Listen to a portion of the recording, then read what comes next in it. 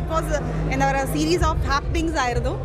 തമാശയും സസ്പെൻസും what next ഓരോ സീനിലും അതൊന്നും അങ്ങനെ ഓക്കെ ഇൻ ദ സെൻസ് ഒരുപാട് സീരീസ് ഓഫ് സസ്പെൻസസ്, അതുപോലെ കണക്റ്റിംഗ് ആയിട്ടുള്ള ഒരുപാട് തമാശകളും ആ ഒരു ലൈക്ക് തമാശയ്ക്ക് വേണ്ടിയുള്ള തമാശയല്ല, പക്ഷെ ആ അവർ ഭയങ്കര അവരുടെ ലൈഫിലെ പ്രശ്നങ്ങളായിട്ട് അവർ കടന്നു പോകുന്നിരിക്കുന്ന ഒരു ഇതാണെങ്കിൽ കൂടി നമുക്കത് വളരെ ഏറെ ആസ്വദിക്കാൻ പറ്റുന്ന ഒരു തമാശകളായിട്ട് മാറുന്നതാണ്. സോ മൂവീൻ്റെ സ്റ്റാർട്ടിങ് മുതൽ എൻഡിങ് വരെ ഇറ്റ് വാസ് എന്താ പറയുക suspense, series of suspense and തമാശകളും ഒക്കെ ആയിട്ടുള്ള ഒരു കംപ്ലീറ്റ് എൻ്റർടൈൻമെൻറ്റ് പാക്കേജാണ്. പടൻ അടിപൊളി, ഓ മൈ ഗോഡ്.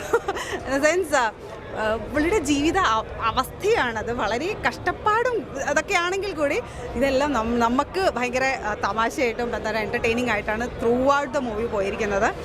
ഒരുപാട് it's not just one suspense, ഓരോ ഇൻസിഡൻറ്റിലും അതെന്താ ഇങ്ങനെ. സോ ഇങ്ങനെ മൂവി കഴിയുമ്പോഴത്തേക്കാണ് നമ്മൾ ഓരോ കാര്യങ്ങൾ ലൈക്ക് കണക്റ്റിംഗ് ഡോട്ട്സ് എല്ലാം കണക്ട് ചെയ്ത് നമ്മൾ മുന്നോട്ട് പോവാം. So it was complete entertainment.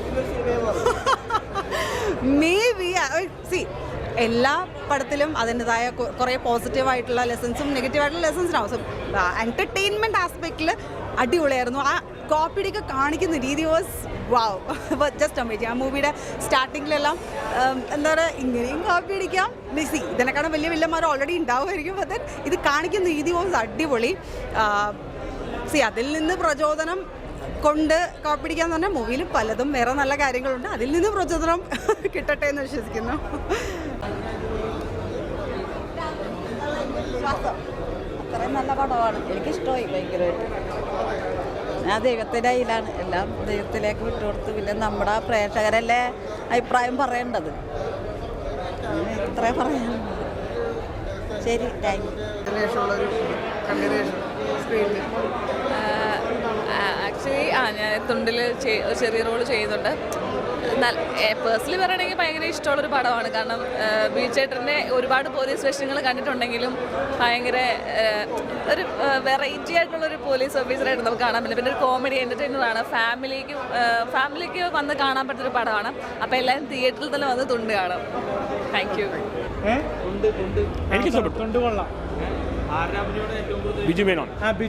ശക്തമായിട്ടുള്ള സീരിയസും കോമഡിയുടെ ഒരു മാരക നമ്പറുകളുള്ള ഒരു പെരുന്നാളാണ്. ക്രിസ്ത്യൻ ബ്രദേഴ്സിന് ശേഷം അടുത്ത ഹിറ്റായിരിക്കും. ഷൈൻ ടോം ചാക്കോ സാധാരണ മറ്റേ ഇന്റർവ്യൂവിൽ കാണുന്ന പോലുള്ള വളുപ്പ് കോമഡി അല്ല, റിയൽ ലൈഫിൽ സീരിയസ് ആക്ടറാണ്. സിനിമയിലെ നെഗറ്റീവ് നല്ലൊരു ഒരു ഫാമിലി പോലീസ് ത്രില്ലർ എന്ന് തന്നെ പറയാം. സിനിമ ത്രില്ലർ ഒന്നല്ല, കോമഡിയാണ്. പിന്നെ ഇത് തുണ്ട് വെച്ച് പരീക്ഷ ജയിക്കുന്നൊക്കെ കാണിക്കുന്നുണ്ട്. തുണ്ട് വെച്ച അതൊക്കെ വെറുതെ അതൊക്കെ കോസിപ്പാണ്. താൻ പറഞ്ഞല്ലോ എന്നോട്, ഇയാളെന്നോട് പറഞ്ഞാടാ, ഇയാളെ ഞാൻ വെച്ചിട്ടില്ല. ഇയാൾ പറഞ്ഞു ഞാൻ തുണ്ടും കൊണ്ടാ പോയിരിക്കണോ. നിങ്ങൾ അനുഭവിക്കുന്നുണ്ടോ?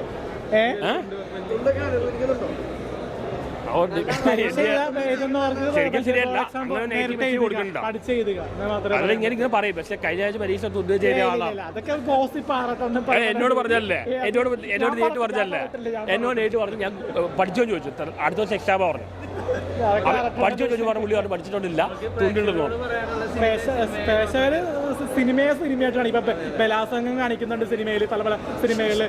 പിന്നെ നല്ല രീതിയിൽ നല്ലതായിട്ട് കാണുക. അപ്പോൾ ബലാത്സംഗം ചെയ്യുന്ന ആള് നാളെ പോലെ ബലാത്സംഗം ചെയ്ത കുറ്റം അറസ്റ്റ് ആവൂലേ. ഒരാൾ മോഷ്ടിക്കാൻ ശ്രമിച്ചു കഴിഞ്ഞാൽ അദ്ദേഹം സിനിമ ഒരു എന്റർടൈൻമെന്റ് ആണ്. തിയേറ്ററിൽ കാണാൻ മാത്രം, തിയേറ്ററിൽ അല്ലെങ്കിൽ മൊബൈലിൽ കാണാൻ പറ്റുന്ന മറ്റൊന്നൊരു എന്റർടൈൻമെന്റ് പാക്ക് സംഭവങ്ങളാണ്. അപ്പോൾ ഇത് നല്ല രീതിയിൽ എടുക്കുക. കാരണം ഇതൊരു fun Biju Menon fun family ത്രില്ലറാണ്. എല്ലാവരും തീർച്ചയായിട്ടും ഫൺ എന്റർടൈൻമെന്റ് ആണ്. ബിജു മേനോന്റെ ശക്തമായിട്ടുള്ള അഭിനയമാണ്. തിരിച്ച് മരിക്കാൻ നോക്കും. ബിജു മേനോന്റെ തുണ്ട് സിനിമ അത് എനിക്ക് ഇഷ്ടപ്പെട്ടു. അതൊരു നല്ലൊരു കോമഡി എന്റർടൈനർ. ഇപ്പം ബിജു മേനോന്റെ മറ്റേ വെള്ളിമുങ്ങ പടമില്ലേ, ആ ഒരു ലെവൽ വരെ പടമാണ്. പക്ഷേ കോമഡി ഒന്നും വെള്ളിമുങ്ങലെ പോലെ ഇല്ല, എന്നാലും ആ ഒരു ലെവൽ വരും. പിന്നെ ആക്ടിംഗ് വൈസ് നോക്കുകയാണെങ്കിൽ ഇപ്പോൾ ബിജു മേനോൻ തന്നെയാണ് മെയിനായിട്ട് നിൽക്കുന്നത്. ബിജു മേനോനെ പോലെ തന്നെ ഷൈൻ ടോം ചാക്കോ നല്ല രീതിയിൽ ചെയ്യുന്നുണ്ട്. പക്ഷേ ഷൈൻ ടോം ചാക്കോയ്ക്ക് ഈ ഇപ്പോൾ ഇറങ്ങിയുള്ള പടങ്ങളിൽ കുറച്ച് അതേപോലത്തെ ഒരു റോളല്ല, ഒരു വ്യത്യസ്തമായിട്ട് ഒരു കുറച്ച് സീരിയസ് ആയിട്ടുള്ള ഒരു റോളാണ്. അതൊക്കെ നല്ല രസമായിട്ട് വന്നിട്ടുണ്ട്. പിന്നെ മ്യൂസിക്കൊക്കെ നല്ല രസമായിട്ട് വന്നിട്ടുണ്ട്. ഫസ്റ്റ് ഹാഫിലൊക്കെ BGM ഒക്കെ കയറി വരുന്നുണ്ടല്ലോ, അതൊക്കെ തിയേറ്ററിൽ പിടിച്ചിരുത്താനുള്ള മെയിൻ ഘടകമായിട്ട് എനിക്ക് തോന്നി. തുണ്ട് വെക്കുന്ന അതെ വ്യത്യസ്തമായിരുന്നു. അതായത് എന്താ ഒരു എക്സൈറ്റ്മെൻറ്റോ അങ്ങനെ ഒരു ആകാംക്ഷ അതില്ല, ആ ഒരു സംഭവം ഉണ്ടായി. അത് എവിടെയൊക്കെ വെച്ചേക്കണേ എങ്ങനെയൊക്കെ എടുക്കണേ ആ ഒരു രീതിയിൽ നമ്മൾ ആലോചിച്ചു. എന്തായാലും കൊള്ളാം. അതെ കൊള്ളാം. മസ്റ്റ് വാച്ചാ, തിയേറ്ററിൽ തന്നെ കാണാവുന്ന പടം. സൗണ്ടാണ് ഇതിൻ്റെ മെയിനായിട്ട് നിൽക്കുന്നത്. എനിക്ക് അത് തിയേറ്ററിൽ കണ്ടാലേ അത് ആസ്വദിക്കാൻ പറ്റുള്ളൂ. അങ്ങനെ ഒരു തോന്നലാണ്. തുണ്ട് നമ്മുടെ ബിജു മേനോൻ സാറ് പൊളിച്ചടിക്കുന്ന തന്നെ പറയാം. പഞ്ച് ഡയലോഗ്സും കോമഡി നമ്പറുകൾ കൊണ്ടുള്ള ഒരു ആറാട്ടം തന്നെ പറയാം. പിന്നെ നമ്മുടെ ഷൈൻ ടോം ചാക്കോ സാർ ഒരു രക്ഷയില്ലാത്തൊരു സീരിയസ് അഭിനയമാണ്. ഇതിൽ കോപ്പി അടിക്കുന്ന പല സംഭവങ്ങളും പ്രേരിപ്പിക്കുന്നുണ്ട് പലരെയും. പക്ഷേ അത് കണ്ടാലും സിനിമ ഒരു എൻ്റർടൈൻമെൻ്റ് ആണ്, അതിനുവേണ്ടി മാത്രം കാണുക. അല്ലാണ്ട് പരീക്ഷയ്ക്ക് പോയി ഇത് കണ്ട് കോപ്പി അടിക്കരുത്, അത് മാത്രമേ പറയാനുള്ളൂ. പിന്നെ ഇതിൽ പറയാനുള്ള നമ്മുടെ വെള്ളിമുങ്ങക്കും ക്രിസ്ത്യൻ ബ്രദേഴ്സിനും ഷെർലക് ടോമിനും ശേഷം ഒരു ശക്തമായിട്ടുള്ള ക്യാരക്ടറാണ് ബേബി എന്ന ക്യാരക്ടറാണ് നമ്മുടെ ബിജു മേനോൻ ചേട്ടൻ ചെയ്തിരിക്കുന്നത്. അപ്പോൾ ഒരു കോമഡിയുടെയും ഒരു മാരക പെരുന്നാളെന്ന് പറയാം. ഇതൊരു പോലീസ് സ്റ്റോറിയാണ്. ആക്ഷൻ ഹീറോ ബിജുവിനെ പോലത്തെ ഒരു സീരിയസ് സിനിമയല്ലെങ്കിലും ഇതൊരു ഫുൾ ടൈം ഓണായിട്ട് ചില്ലായിട്ട് കാണാൻ പറ്റുന്നൊരു കോമഡി സിനിമയാണ്. ഇതിൽ നമ്മുടെ ജാങ്കോ സ്പേസിൽ ആങ്കർ നമ്മുടെ സ്നേഹ റജീവർ അഭിനയിച്ചിട്ടുണ്ട്. അപ്പോൾ പുതുമുങ്ങളെയൊക്കെ ആകർഷിച്ച ഒരു സിനിമയാണ്. സാധാരണ സിനിമയിലെ സിനിമാക്കാർ മാത്രമല്ല അഭിനയിക്കുള്ളൂ, ഇതിൽ ആങ്കർ വരെയൊക്കെ അഭിനയിക്കുന്നുണ്ട്. അപ്പോൾ ഒരു പുതുമ നിറഞ്ഞൊരു വണ്ടർഫുള്ളി ഫൺ പാക്ഡ് ആയിട്ടുള്ള സിനിമയാണ്. അപ്പോൾ ഇതിൽ അഭിറാം ചേട്ടനൊക്കെ നല്ല രീതിയിൽ തന്നെ അഭിനയിച്ചിട്ടുണ്ട്. അപ്പോൾ ഒരു ഫൺ രീതിയിൽ കാണാൻ പറ്റുന്ന ഒരു പക്ക ഒരു ശനി ഞാറിൽ കാണാൻ പറ്റുന്നൊരു സിനിമയായിരിക്കും. എല്ലാവരും തിയേറ്ററിൽ നിന്ന് കാണേണ്ട ഒരു ബിജു മേനോൻ്റെ ഒരു വെള്ളിമുങ്ങക്ക് ശേഷം ഒരു കോമഡി സിനിമയായിരിക്കും. തുണ്ട് വെച്ചിട്ടുണ്ടോ പരീക്ഷയ്ക്ക്? പണ്ടെപ്പോഴെങ്കിലും വെച്ചിട്ടുണ്ടാവും. മെയിൻ പരീക്ഷയ്ക്കൊന്നും വെച്ച് പിടിച്ചുകൊണ്ട് പോകില്ല, പിടിച്ചിട്ടില്ല.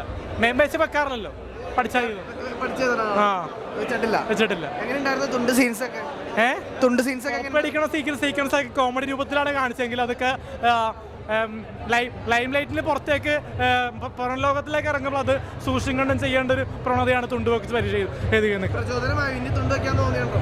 ഇത് കണ്ടിട്ടാരും സിനിമ ഒരു എൻ്റർടൈൻമെൻറ്റ് അല്ലാതെ ഞാൻ പറഞ്ഞു. സിനിമ ഒരു എൻ്റർടൈൻമെൻ്റ് ആണ്. എൻ്റർടൈൻമെൻറ്റ് കാണാൻ ശ്രമിക്കുക. ഇത് കണ്ടാലും ഇപ്പോൾ ബാങ്ക് കൊള്ളയടിക്കുന്ന സീക്വൻസ് ഒക്കെ ഉള്ള സിനിമയിൽ കാണിക്കാനാണ്. അത് കണ്ട് ബാങ്ക് മോഷ്ടിക്കുന്നവർ ചിലപ്പോൾ പിടിക്കപ്പെടാൻ പെട്ടെന്ന് തന്നെ. സിനിമയിൽ പെട്ടെന്ന് പിടിക്കപ്പെടുന്നില്ല, വർഷങ്ങളെടുത്ത കാണിക്കുന്നത് സീക്വൻസൊക്കെ. പക്ഷേ ഇത് സിനിമ ഒരിക്കലും പ്രചോദനമാകരുത്.